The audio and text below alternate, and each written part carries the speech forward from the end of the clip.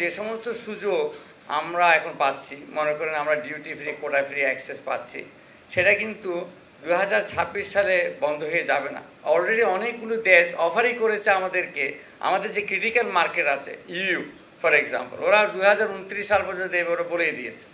তাহলে আমরা যে পিছিয়ে দিব, পিছিয়ে কেন দিবেন?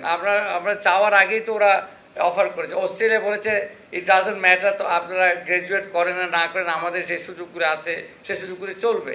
তারা আপনারা ইউকে বলেছে একই কথা। আপনার যে ইনভেস্টমেন্ট ফোরামে যে ইউকের যে ট্রেড রিপ্রেজেন্টেটিভ আসলেন, উনি ওপেনলি ঘোষণা দিলেন ওখানেই যে আমরা এলডিসি আপনারা আছেন কি নাই রিগার্ডলেস আমাদের এই সুযোগগুলি চলবে।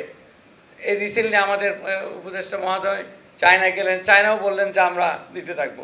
তাহলে যে জায়গাটাতে আমাদের ব্যবসায়ী বন্ধুরা চিন্তিত, এটা কিন্তু অলরেডি ওভারকাম হয়ে গেছে আমি মনে করি, তাই না? এই যে বললাম পারসেপশনের অভাব, এটা হচ্ছে একটা বুঝার প্রবলেম।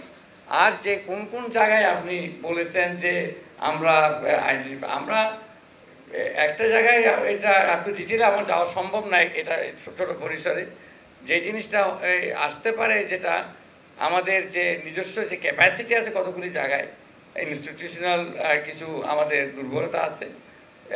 যেমন ধরুন আমাদের যে মিনিস্ট্রি অফ ট্রেডের কোনো আলাদা ট্রেডের কোনো এজেন্সি নাই, তা আমরা অলরেডি স্টেপ নিয়েছি।